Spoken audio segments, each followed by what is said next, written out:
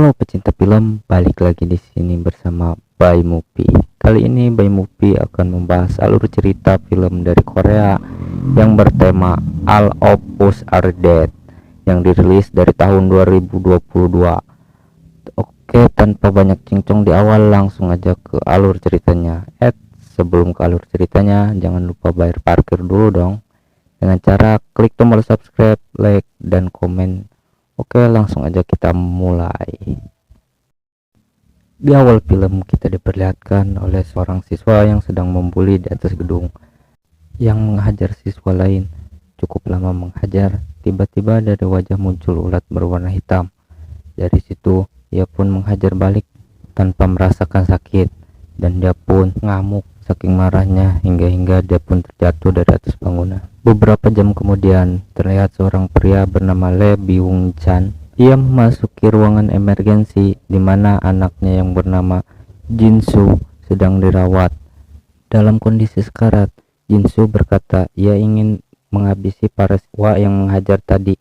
Akibat emosi, mata Jinsu berubah menjadi merah dan berusaha bangkit, bahkan mencoba menggigit tangan sang ayah yang menghentikan dia. Melihat Jinsu semakin tak terkendali, maka Byung Chang segera mengambil buku Alkitab.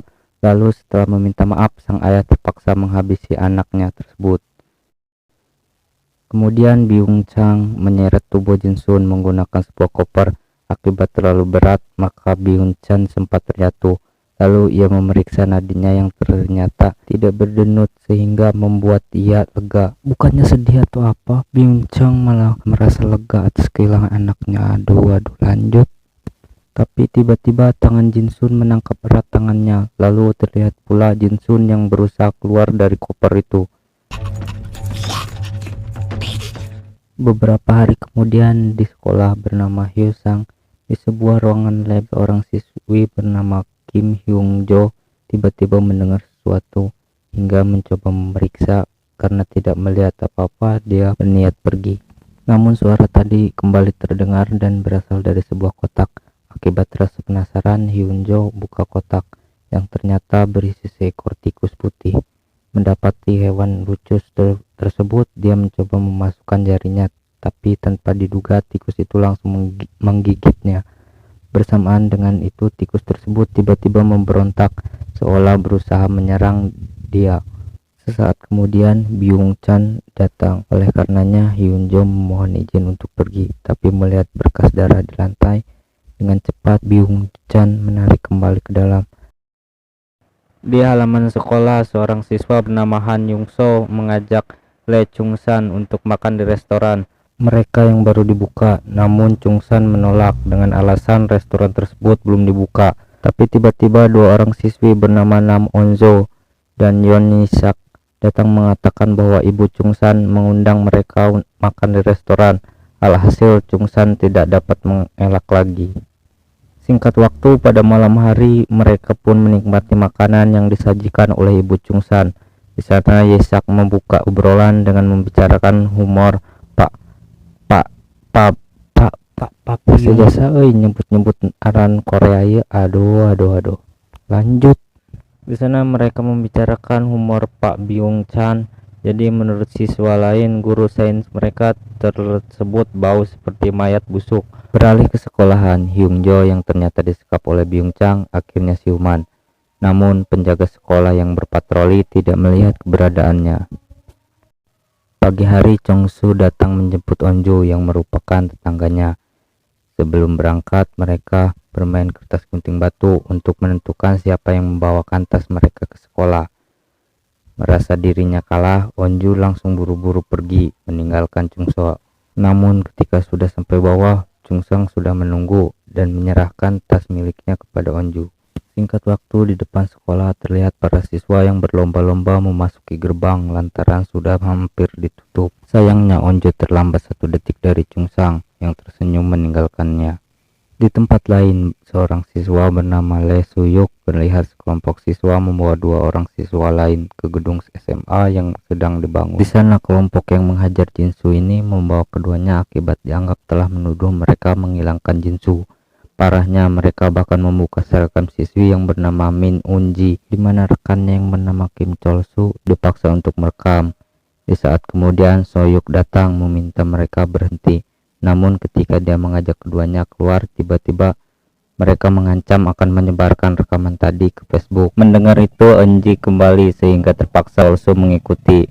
Sedangkan Soyuk akhirnya tidak dapat berbuat apa-apa lagi. Sekembalinya ke sekolahan, Onjo yang melihat Soyuk langsung menghentikan dan meminta dia datang ke atap sekolah selesai makan siang.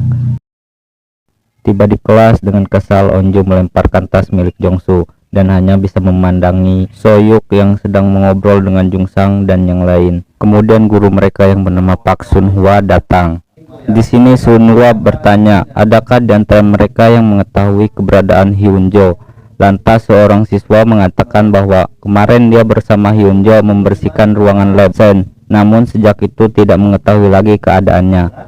Berdasarkan informasi dari siswa tadi, Sunhwa menemui Byung-chang, tapi Byung-chang tidak mengaku melihat Hyunjo. Bersamaan dengan itu terdengar suara benda terjatuh dari dalam lab. Namun Byung-chang mengatakan bahwa itu hanya seekor hamster.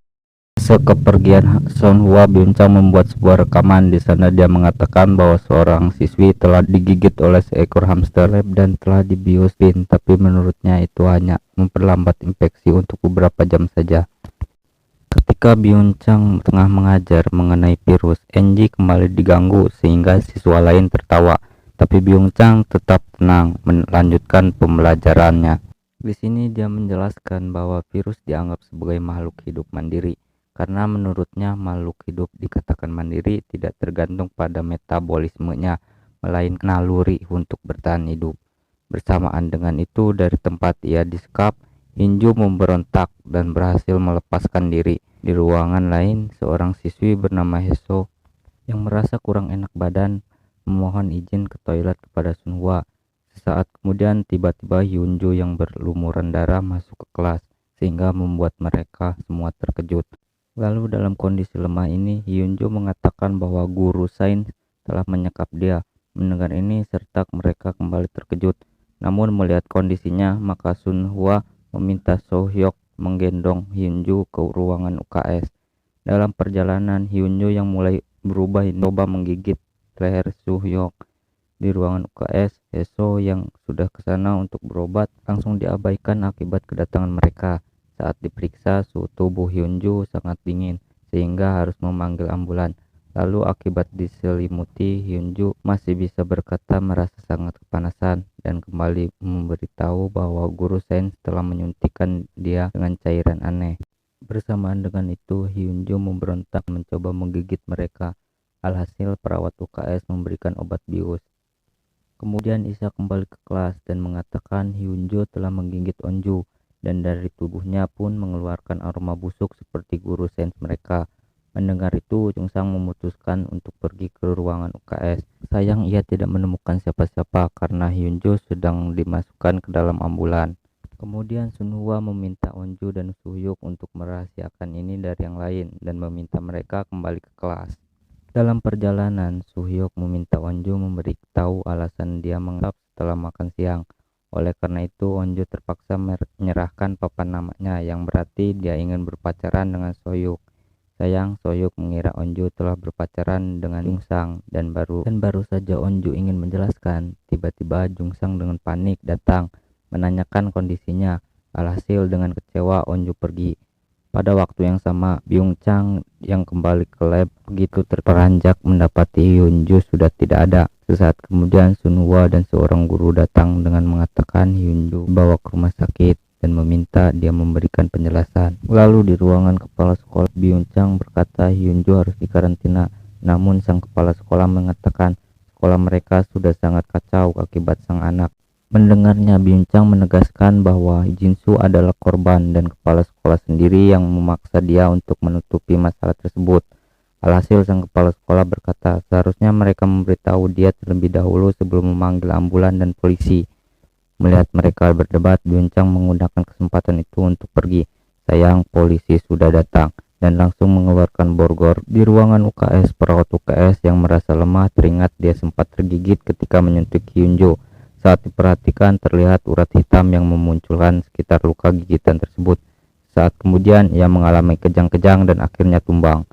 Sementara itu jam istirahat pun tiba, di mana para siswa berkumpul di kantin untuk makan siang. Di sini Yisak yang mengira Onju terus memandangi Jungsang mencoba menegur, bahkan menuduh dia telah tidur dengan Jungsang. Oleh karenanya terpaksa Onju mengaku telah mengajak Suyok berpacaran. Mendengar itu sontak Yisak pun berteriak sehingga mengejutkan seisi ruangan. Selang beberapa waktu setelah makan siang, ternyata Suyok menemui siswi yang bernama Namra untuk mengajak dia menjenguk si Hyunjo sepulang sekolah. Pada waktu yang sama, siswa pembuli dan rekannya yang menguap seakan-akan menandakan kalau dia itu siswa pemalas. Melihat perawat UKS berdiri sambil goyang-goyang mencoba merekam, namun dengan tiba-tiba sang perawat berhamburan keluar hingga terbentur dengan dinding. Awalnya dia hanya merekam ketika rekannya diserang, tapi melihat sang perawat yang benar-benar menggigit, maka dia pun berusaha menolong. Sayang perawat yang sudah menjadi zombie langsung mengejar dia. Sementara rekannya yang tergigit ini dengan cepat berubah menjadi zombie dan menyerang siswa yang lain. Sedangkan di atap sekolah, Enji yang sudah merasa malu berniat mengakhiri hidupnya, tapi Chongsu datang mencoba menghentikan dia.